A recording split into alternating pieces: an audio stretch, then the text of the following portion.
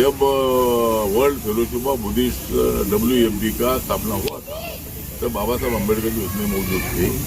और जब 52 में कोलंबो में जो वर्ल्ड फेलोशिप ऑफ बुद्धिस्ट का जो कॉन्फ्रेंस हुआ था उसमें बाबा साहब का भाषण हुआ था, वहाँ मौजूद थे। दूसरी 1954 में जो एक कॉन्फ्रेंस हुई थी रंगून में, बर्मा में, अभी उसको म्यांमार बोलते हैं, तो बर्मा में मतलब एक कॉन्फ्रेंस हुई थी, उसमें भी बाबा साहब मौजूद थे। और 56 में नवंबर 56 में काठमांडू में एक कॉन्फ्रेंस हुई थी और बाबा साहब अम्बेडकर जी ने 14 अक्टूबर 1956 को बौद्ध धर्म के दीक्षा दी थी। उसके बाद बुद्ध होने के बाद पहली बार उन्होंने काठमांडू की कॉन्फ्रेंस अटेंड की थी। लेकिन पहले से बाबा साहब के मन में बुद्ध की विचारधारा का एक बहुत बड़ा अपनापन उसमें मन में था।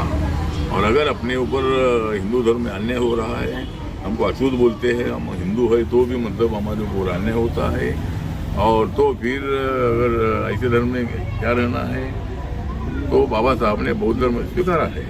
लेकिन बाबा साहब अम्बेडकर जी पर जब संविधान लिखने की जिम्मेदारी आई तब आप लोगों को मालूम है कि बाबा साहब ने हिंदू हो, मुसलमान हो, बुद्धिस्ट हो, सिख हो, ईसाई हो, जैन हो, कोई भी हो, इस देश का संविधान सेकुलर संविधान के रूप में मतलब ये आया है। कोई बोलते होंगे हिंदू राष्ट्र बोलते होंगे, बोलने दो उनको, हम तो बोलते हैं कि ये राष्ट्र बुद्धिस्ट राष्ट्र था।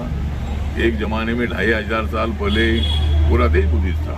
गौतम बुद्ध ने जिस 5 बुद्धों को जो मतलब शिक्षा दी थी सारनाथ में, वो 5 भी ब्राह्मण थे।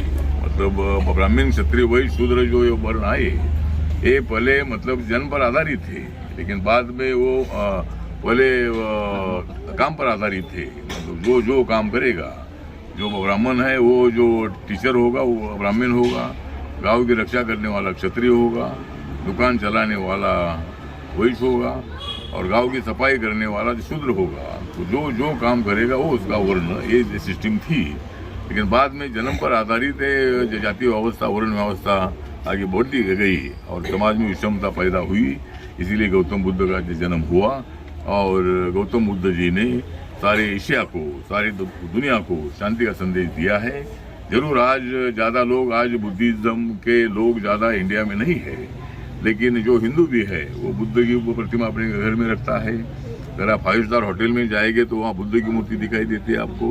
वो मतलब बुद्ध की शांति का जो संदेश है, ये संदेश को पूरा दुनिया मानता है। मैं थाईलैंड में था तो वहाँ पूरा बुद्धिज्म है, कम से कम 90% लोग वहाँ बुद्धिस्ट है।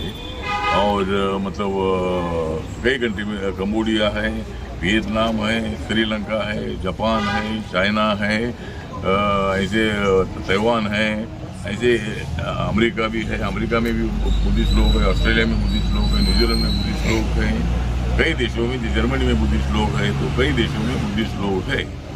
और मुझे पूरा गर्व है कि बाबा साहब अम्बेडकर जी ने जिस WFB world fellowship of Buddhist संगठन स्थापन करने में बाबा साहब का योगदान था, उस संगठन में मेरी appointment world fellowship of Buddhist संगठन में वाइस प्रेसिडेंट पद पर मुझे वहाँ नियुक्त किया है। और देश भर में, भारत में बुद्धिज़्म का फैलाव करने के लिए, दुनिया में बुद्धिज़्म का फैलाव करने के लिए, लोगों को समझाने के लिए मेरे ऊपर जिम्मेदारी दे दी है।